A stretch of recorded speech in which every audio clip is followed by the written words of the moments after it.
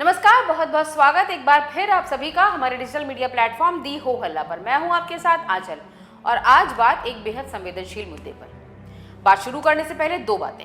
पहली कि हम किसी भी तरीके के अपराध का, किसी भी तरीके की हत्या, सुसाइड या ऐसे किसी भी मामले का समर्थन कतई नहीं करते हैं। दूसरी बात, वीडियो आखिरी तक देखिएगा और आखिरी में अपनी राय हमें जरूर बताइएगा। सोशल मीडिया पर इन दिनों एक अलग तरह का नैरेटिव सेट हो रहा है औरतों को लेकर। हाल की कुछ घटनाएं ऐसी हुई जिनके बाद ये मान लिया गया कि भारत में महिलाएं अपनी स्वतंत्रता को स्वच्छंदता मानकर अपराध की ओर बढ़ रही हैं।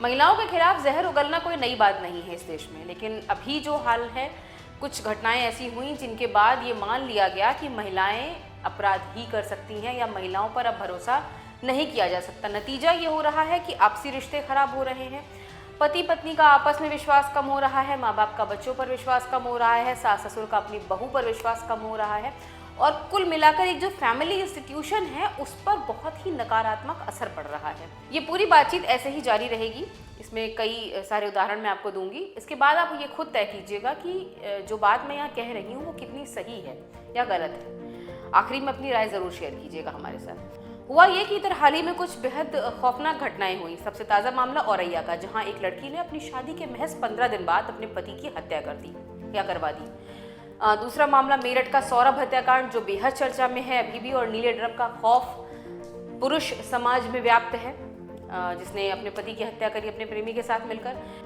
थोड़ा पीछे जाएंगे तो Atul Subhash suicide case, Manav Sharma suicide case, Puneet Khurana suicide case.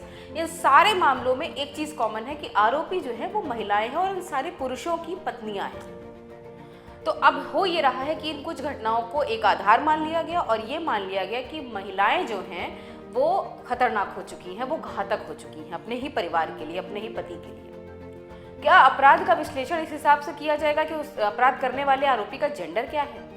अगर हम ये कह दें कि 10 मामले हैं जिनमें से 8 में पुरुष आरोपी हैं, तो क्या सारा पुरुष समाज दोषी हो जाएगा? और अगर नहीं तो कुछ एक मामलों में अगर महिलाएं दोषी हैं तो क्या सारा महिला समाज दोषी हो जाएगा? जबकि ये वो देश है जहां सीता हुई, जिन्होंने अकेले रहकर समाज का पूरा तिरस्कार बर्दाश्त करके 2 बच्चों को शस्त्र और शास्त्र में निपुण बनाकर इस देश को लवकुश जैसे कीर्तिमान बनाने वाले योद्धा और राजा दिए। ये वो देश है जहां रानी अहिल्याबाई हुई, जिन्होंने अपने गलत रास्ते पर जाते हुए बेटे को रोकने में, उसको दंड देने में 2 बार नहीं सोचा।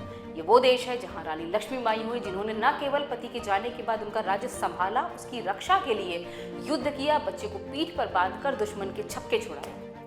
और ये जो तीनों नाम मैंने अभी लिए, ये तो बस एक उदाहरण है और ये सारे रूप आज भी किसी न किसी रूप में महिलाओं में, आज की जो औरतें हैं उनमें मौजूद हैं। एक महिला जो होम मेकर है, घर संभाल रही है, एक महिला जो बाहर जाकर काम भी कर रही है, वो अपने घर और काम के बीच में संतुलन बना रही है। वो पत्नी है, वो माँ है, वो बहन है, वो बीवी है, वो कई रिश्तों में बंधी हुई है और हर रिश्ते को बराबरी से निभाने की कोशिश कर रही है और इन सब के बीच अपने अस्तित्व को बनाए रखने की, अपनी पहचान को बनाए रखने की लड़ाई लड़ रही है। आप मुझे इस बात का जवाब दीजिए कि क्या आपके घर में खाना नहीं बन रहा है?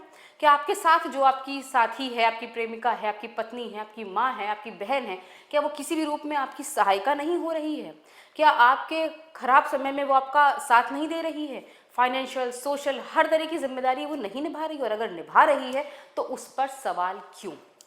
हम यहाँ फिर दोहरा रहे हैं कि हम हत्या, सुसाइड या किसी भी अपराध का कतई समर्थन नहीं करते और या मेरठ या ऐसी किसी भी घटना को कतई प्रोत्साहित नहीं करते, लेकिन जो ये जेंडर को बेस करके अपराध का मानकीकरण किया जा रहा है, अपराधों का विश्लेषण किया जा रहा है कि महिला है भाई ऐसा ही करेगी, स्त्री है धोखा ही देगी, नहीं, ये ऐसा कतई नहीं है।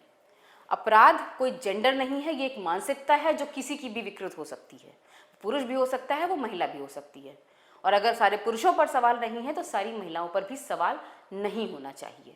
आखिरी में मेरे वही 2 सवाल कि क्या अपराध को या अपराधी को उसके जेंडर के हिसाब से आंका जाना चाहिए, और दूसरा, ये जो नैरेटिव सेट हो रहा है महिलाओं के खिलाफ कुछ एक घटनाओं का उदाहरण देते हुए, इससे आप कितने सहमत या असहमत हैं? हमें कमेंट बॉक्स में ज़रूर बताइए।